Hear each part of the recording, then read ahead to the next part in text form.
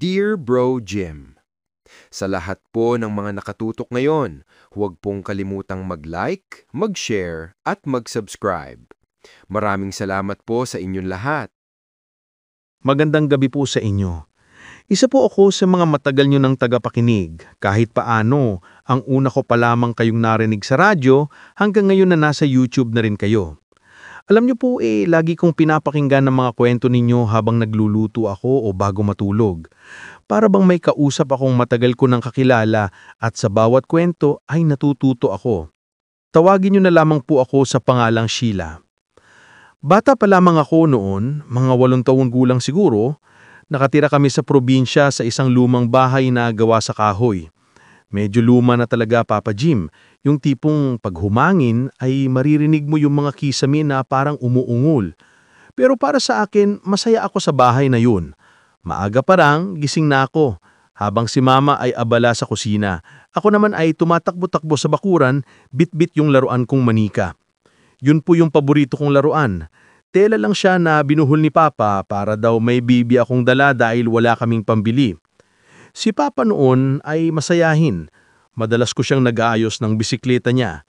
Kapag nakikita niya akong tumatakbo ay tatawa lamang siya. "Oh, baka matumba ka na naman dyan ha?" Si Mama naman nasa kusina, nagluluto ng tinola. Amoy na amoy sa buong bahay yung halimuyak ng luya sa malunggay. Simple lang ang buhay namin pero masaya. Walang sigawan, walang problema. Ang alam ko lang noon, kumpleto kami. Si Mama, si Papa, at ako. Pagdating ng tanghali, sabay-sabay kaming kumakain. Si Papa ay kwento ng mga nangyari sa trabaho. Karpintero kasi siya sa bayan, pero sa totoo lang ay hindi ko pa masyadong naintindihan noon kung ano talaga yun. Basta ang alam ko, pag si Papang kumalis, ay nagdadala siya ng bag na may mga papel at metro. Si Mama naman ay simpleng housewife, lagi lang nakangiti habang nakikinig sa amin at minsan ay napapansin kong titig lang siya sa amin ng titig. Habang nagkikwentuhan kami parang kontento na siya sa buhay namin. Pagkatapos kumain, lagi akong lumalabas sa bakuran. Doon ako naglalarong mag-isa kasi wala namang ibang bata malapit sa bahay namin. Isang hapon, habang naglalaro ako sa tabi ng puno ng mangga, bigla akong may narinig na parang boses ng bata. Mahina lang noong una. "Sheila!" Napalingon ako pero wala akong nakita. Akala ko ay hangin lang at nagpatuloy ako sa paglalaro. Pero narinig ko ulit yung boses. Mas malinaw na. "Sheila! Laro tayo!" Huminto ako. "Sino ka?" Tanong ko. "Kaibigan mo," sagot ng boses. Tumingin ako sa paligid, sa likod ng puno, pero wala talagang tao. Medyo kinilabutan ako pero hindi ako natakot kasi parang boses ng bata na mabait. Mula noon, araw-araw ay bumabalik ako sa puno ng mangga. Nakikipag-usap ako doon para may kausap talaga ako. Minsan ay maririnig ni Mama na parang may kausap akong hindi naman nakikita. "Anak, sinong kausap mo?" Tanong niya minsan. "Si Dino, kaibigan ko. Dino." Nagtaka siya. "Sino yon?" "Dito siya nakatira sa puno," sagot ko. Napatawa lang si Mama noon. Akala niya laro lang ng bata. Pero Papa Jim, mula noon, lagi na akong may kasama kahit na wala namang ibang bata sa amin. Isang gabi habang natutulog ako ay bigla akong naramdaman na parang may humahaplos sa buhok ko. Akala ko ay si Mama, pero pagdilat ko ay madilim lang at walang tao. Bumangon ako at sinilip ko si Mama sa kwarto nila. Tulog lang silang mag-asawa kaya bumalik ako sa higaan ko. Pero hindi ko makakalimutan yung malamig na haplos na yun sa buhok ko. Kinabukasan, habang nagluluto si Mama, ay inarinig kong sumigaw siya ng mahina. "Sheila, halika nga rito!" Paglapit ko ay pinakita niya sa akin yung sahig. May mga basang yapak mula sa pinto papunta sa kama ko. Parang yapak ng bata pero walang ulan kagabi at lahat kami ay natulog ng maaga. Tinanong ako ni Mama kung lumabas daw ba ako kagabi. Umiling ako. "Hindi po, Ma." Tahimik lang siya pero halata akong natatakot siya.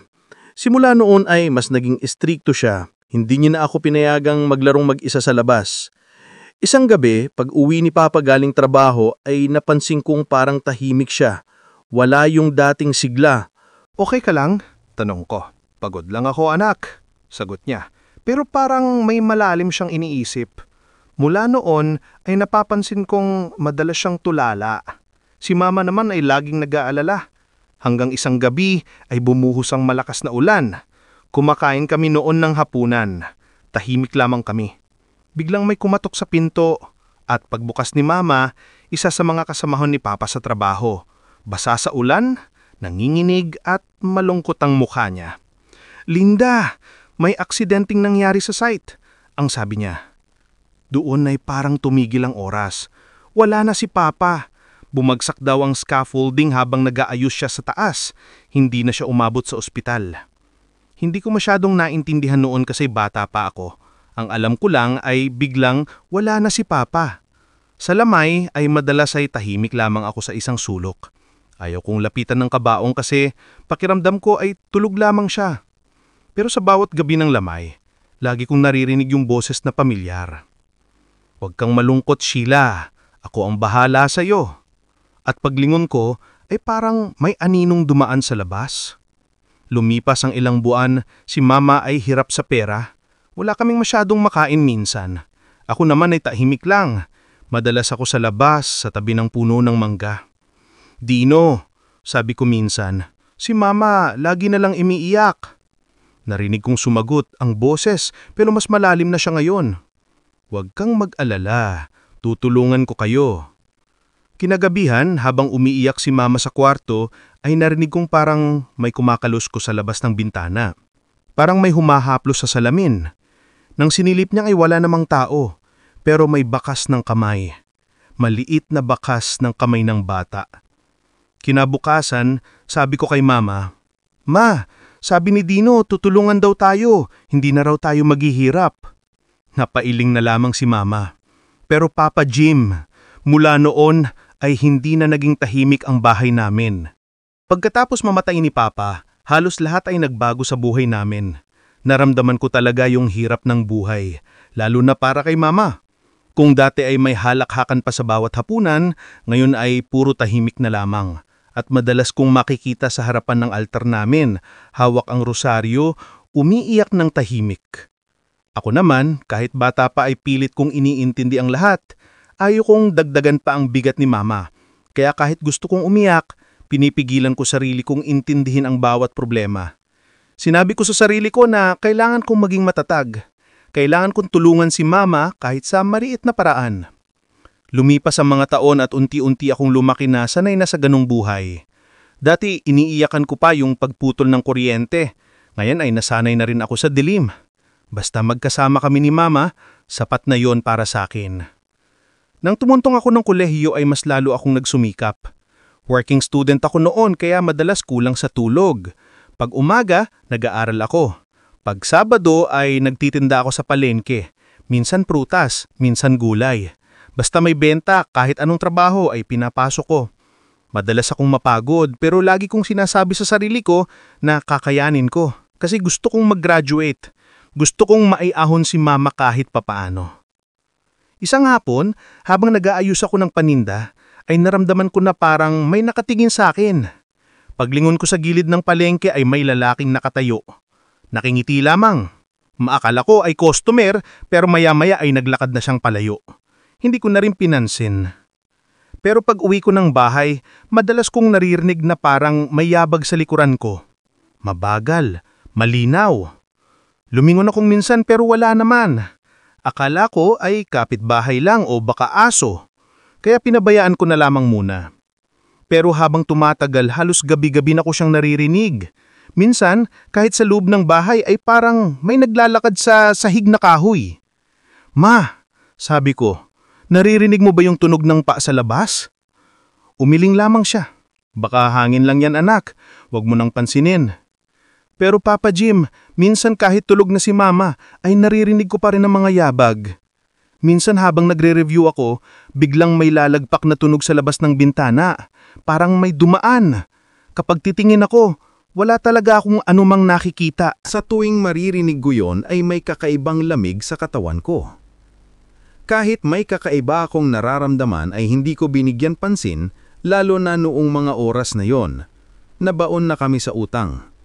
Hanggang isang gabi, pag-uwi ko galing palengke, pagod na pagod ako. Pagpasok ko sa bahay, nakita ko si Mama nakaupo sa mesa. Tahimik lang. Paglapit ko ay napansin kong may mga perang papel sa ibabaw ng mesa. Hindi lang barya, kundi mga bagong lilibuhin. "Ma," sabi ko, "saan galing to?" Nagkatinginan kami. Halata sa mukha niya ang kaba. "Ewan ko anak," sagot niya. "Pagkagising ko kanina, nandyan na yan. Wala namang pumasok dito." Tahimik lamang ako. Hindi ko alam kung matutuwa ba ako o matatakot. Si Mama pilit na nangumiti, "Papa Jim, baka naman galing kay Papa." Biro niya pero halata sa boses niya yung takot. Kinabukasan, ginamit namin yung pera pambili ng pagkain at pambayad ng utang. Pero kahit papano, hindi mawala sa isipan ko kung saan talaga galing yon. Pagdating ng mga susunod na araw ay paulit-ulit na ganon. Tuwing may kakulangan o kailangan kami ay laging may pera na biglang lilitaw sa mesa. Hindi sobrang laki pero sapat para makaraos kami. Si Mama naman ay tahimik na lamang. Hindi na nagtatanong pa pero ramdam kong hindi siya mapalagay. Sa school naman, doon ko nakilala si Oliver.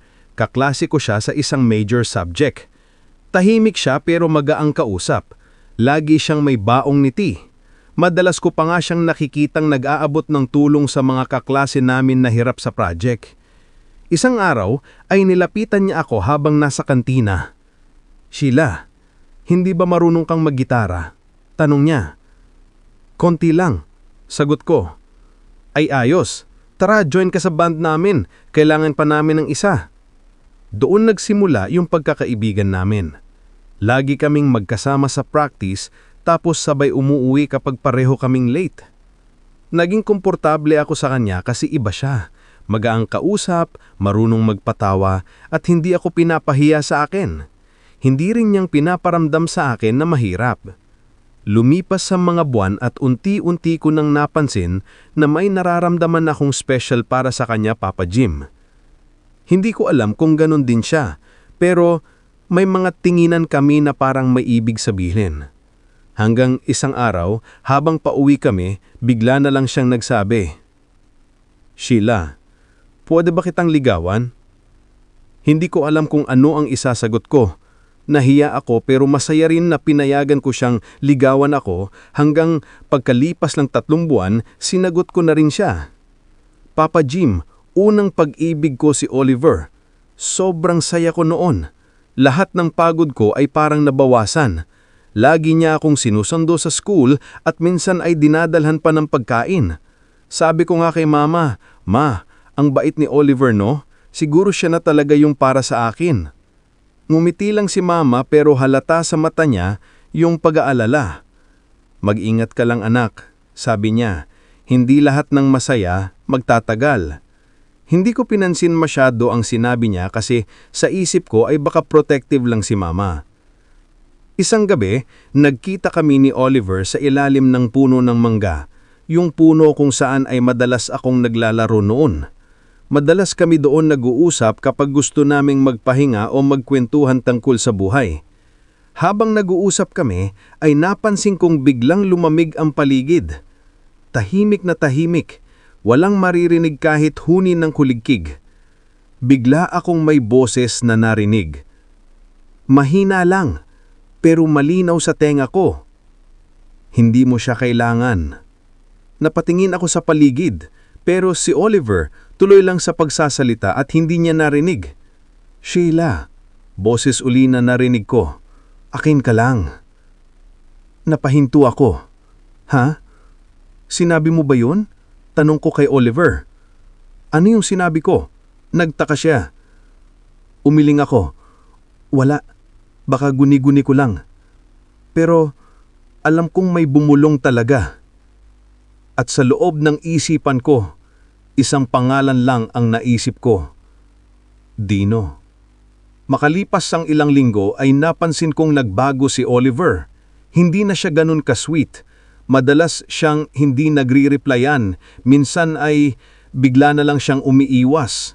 Kinutuban ako hanggang sa isang araw ay may kaklase akong nagsabi, Nakita raw si Oliver, may kasamang ibang babae. Hindi ako naniwala hanggang sa makita mismo ng mga mata ko. Hindi ko alam kung anong mararamdaman ko noon. Parang gusto kong magalit, gusto kong umiyak. Pero wala akong masabi. Tumakbo na lamang ako papunta sa kubo sa likod ng bahay namin at doon ako umiyak. Bakit, Dino? Sabi ko habang humihikbi. Bakit kailangan kong masaktan? Hindi ko alam kung bakit ko siya tinawag. Siguro kasi sa isipan ko, siya lang ang lagi kong nakakausap tuwing malungkot ako.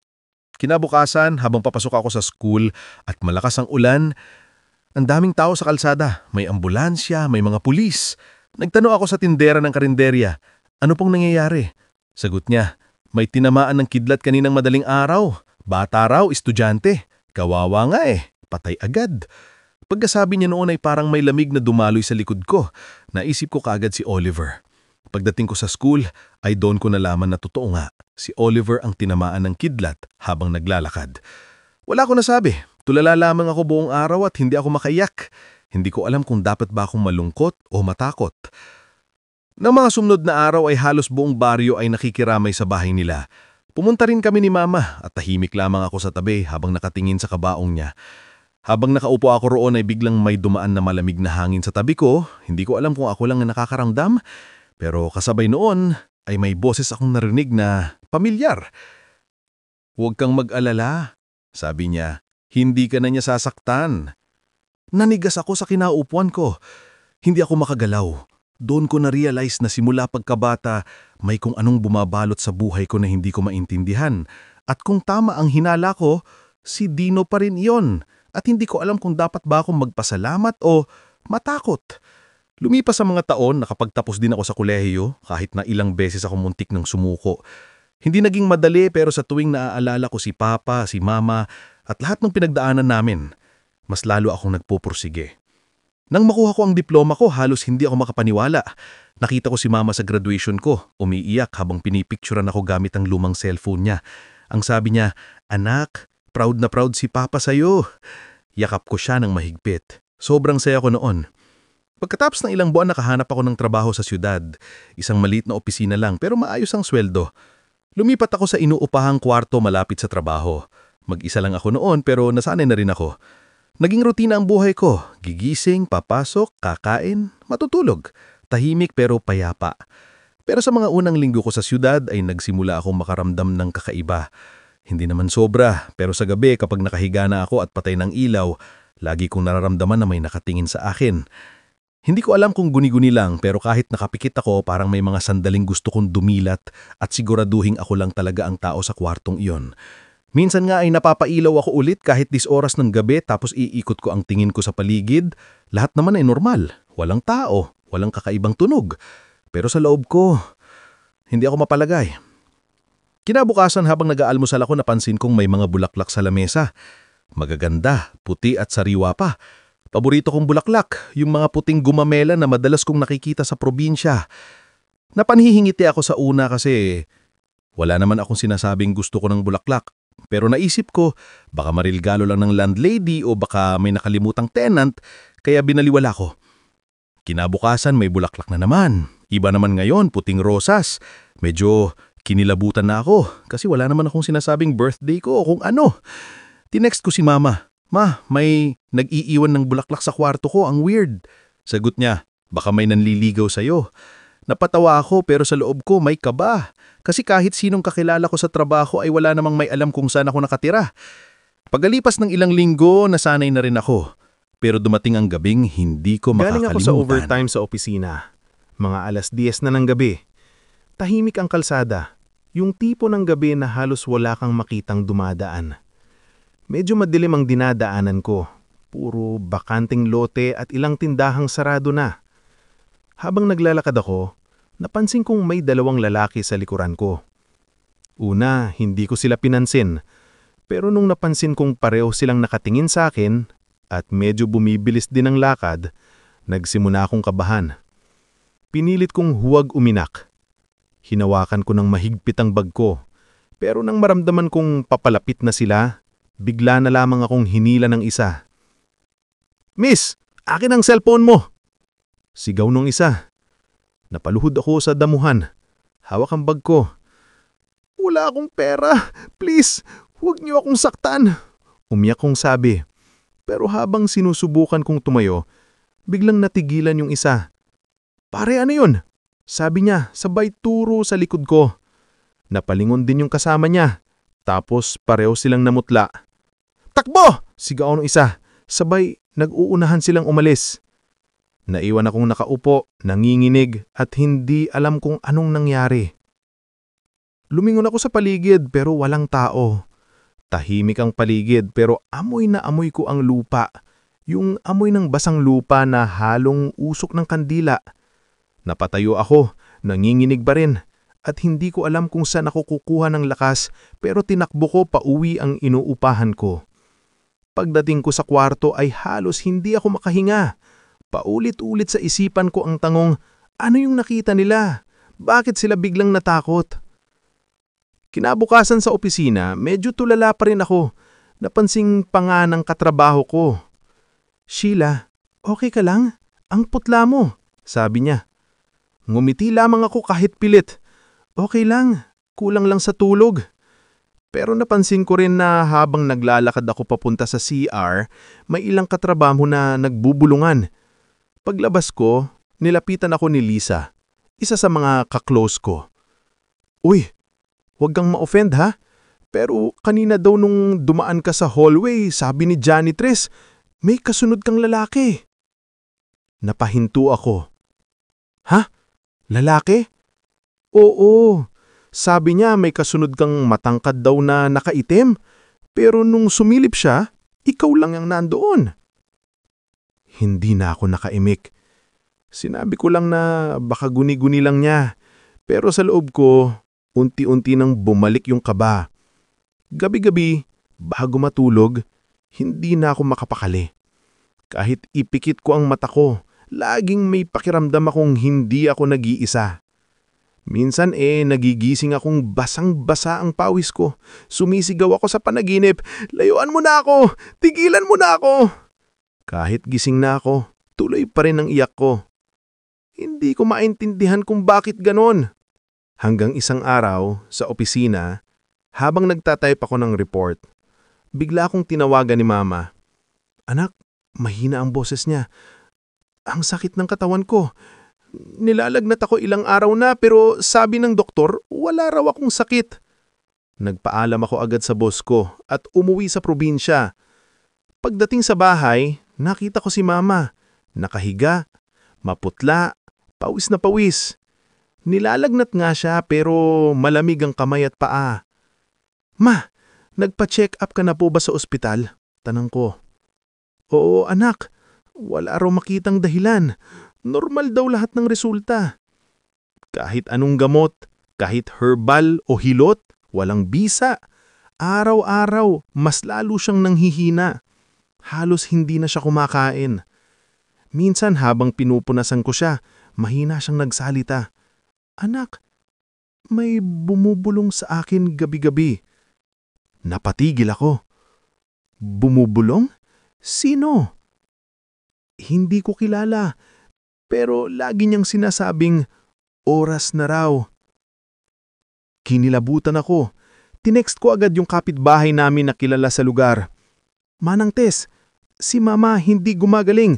Sabi niyo dati may kilala kayong albularyo. Oo anak, si Mang Lito. Subukan niyo anak, iba yung sakit ng nanay mo. Kinabukasan, pinuntahan namin si Mang Lito. Matanda na siya. Payat pero halatang sanay na sa mga ganiting bagay. Pagpasok pa lang sa bahay namin, tahimik siyang nagmasdan. Pagkatapos ay tumingin siya sa akin. Matagal ka nang hindi umuuwi dito. Tanong niya. Hupo, sa sitiyudad na kasi akong nagtatrabaho. Tumango lamang siya. May kakaiba dito sa bahay niyo. Matagal nang may nakadikit dito anak. Hindi ko alam kung anong ibig niyang sabihin. Nag-set up siya ng mesa, may kandila, baso ng alak at mga dahon ng bayabas. Tahimik lang kaming nanonood ni Mama. Habang umiihip ang apoy, nagdasal siya ng mahaba. Ilang sandali pa, tumingin siya kay Mama tapos sa akin. Hindi karaniwang sakit to, sabi niya. May espiritu kumakapit sa pamilya nyo. Matagal na yan sumusunod. Hindi siya umaalis kasi may gusto siyang mangyari. Napatingin ako sa kanya. Gusto? Gusto niya ng ano? Tahimik siya sandali bago nagsalita. Gusto niya ng kapalit. Nanlamig ako. Anong ibig niyong sabihin, Mang Lito? Dahan-dahan siyang tumingin sa akin. Yung mga mata niya ay parang nagbabasa ng iisipan ko. Anak, ikaw ang gusto niya. Ha? Halos hindi ko masabi. Bakit ako? Matagal ka na niyang minamasdan, sabi ni Mang Lito. Bata ka pa lang ay kasama mo na siya. Hindi mo lang alam ang gusto niya maangkin ka at maging asawa. Halos hindi ko marinig ang sarili ko. Napatingin ako kay Mama. Nanginginig, umiiyak. Hindi pwede yon, sigaw niya. Hindi niya pwedeng kunin ang anak ko. Hinawakan ako ni Mang Lito sa balikat.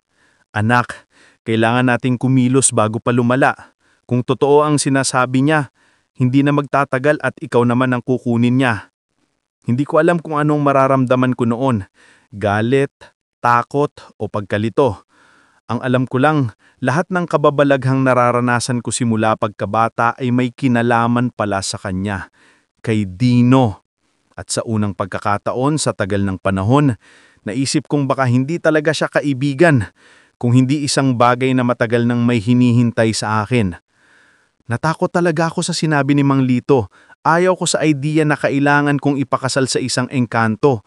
Ang bigat ng pagmamdam ko noon, parang hindi ko alam kung matatakot ba ako o magagalit. Pero habang tinitignan ko si Mama, nakahiga sa kama, nanginginig at halos hindi na makapagsalita, naisip ko na baka ito lang ang paraan. Baka totoo nga ang sinasabi ni Mang Lito na may gusto sa akin at ginagamit si Mama para makuha yung gusto niya. Lumipas ang ilang araw, mas lalo pang lumala ang kalagayan ni Mama. Araw-araw ay may lagnat siya, mahina, at minsan ay hindi na nakikilala yung mga tao sa paligid. Halos na hindi na rin siya makakain, wala nang bisa ang gamot, wala nang magawa ang doktor. At sa bawat gabi na naririnig ko siyang umungol sa sakit, unti-unti kong nararamdaman na nauubos na ang pag-asa ko. Hanggang sa isang gabi, lumapit si Mang Lito sa akin.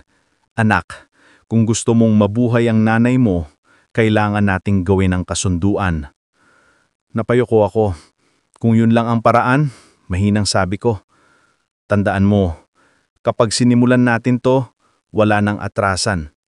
Tumanda naman lang ako kahit nanginginig ang mga kamay ko. Dumating ang hating gabi.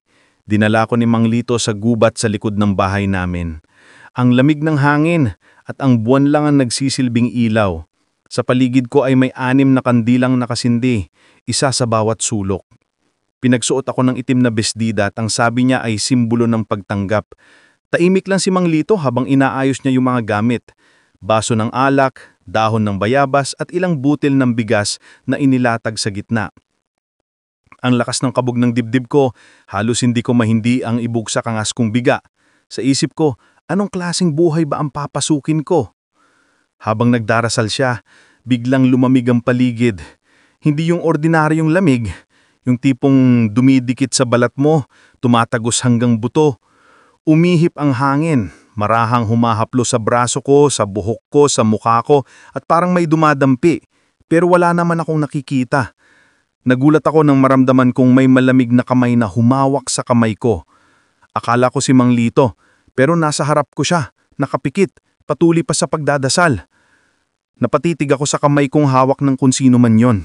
Mahigpit, malamig, pero may kung anong pakiramdam ng pamilyar. Tapos na. Sabi ni Mang Lito, matapos ang ilang minuto. Huminga ako ng malalim, halos nanginginig. Anong ibig niyo pong sabihin? Tapos na ang kasunduan. Simula ngayon, hindi ka na nag-iisa. Hindi ko alam kung paano ko tatanggapin ang sinabi niya. Pag-uwi namin sa bahay, gising si Mama. Nakaupo siya at ngumiti na parang walang nangyari. Anak, sabi niya. Gumaan ang pakiramdam ko. Niyakap niya ako ng mahigpit, umiiyak sa tuwa. Ang tagal kong hindi nakakakita ng ganong kasayahan sa ngiti niya. Pero ako, hindi ko magawang ngumiti ng totoo kasi alam kong may kapalit yun. Kinagabihan, Habang nakahiga ako, naramdaman kong may humiga sa tabi ko. Hindi ko alam kung guni-guni lang pero ramdam ko ang bigat sa kama.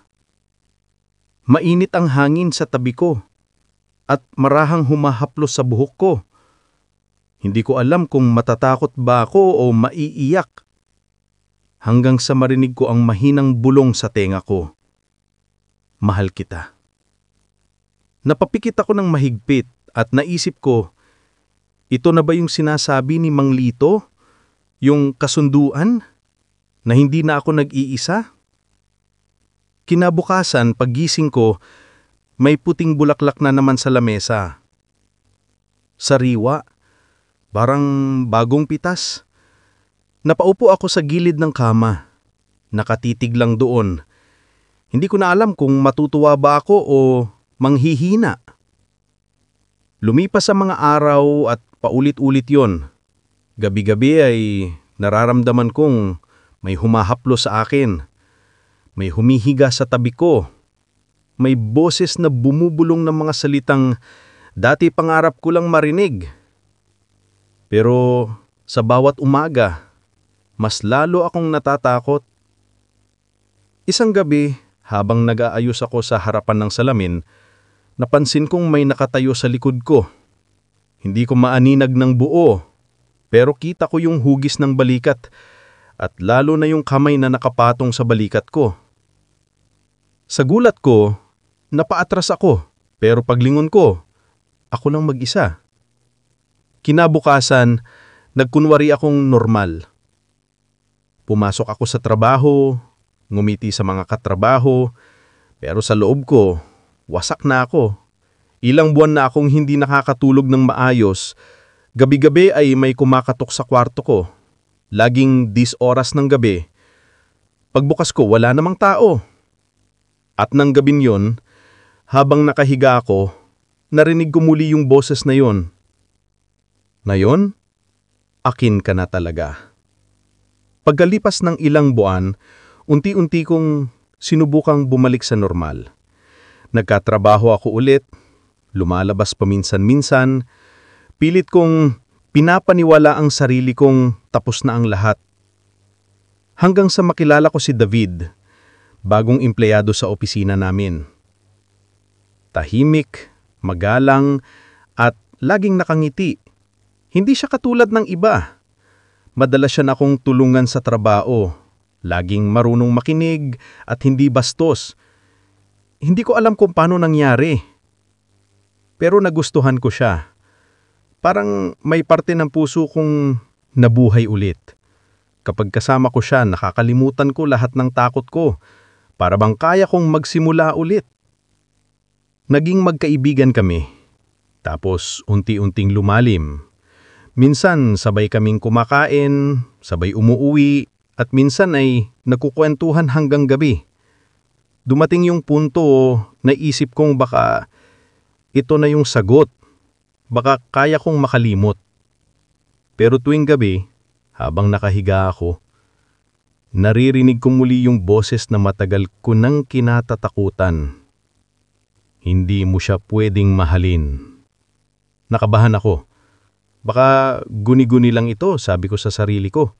Pero kinabukasan, habang pauwi si David galing trabaho, biglang bumuhos ang malakas na ulan. Kinabukasan, pagpasok ko sa opisina, umiyak si Aisa. Sheila, si David na disgrasya kagabi. Nanlumob ako. Nanginginig yung kamay ko habang binabasa ang balita sa phone. Tumama ang kotse niya sa poste, sa parehong kalsadang dinadaanan ko palagi. Habang nakatitig ako sa screen, biglang may malamig na hangin na dumampi sa batok ko. At kasabay noon, yung pamilyar na boses.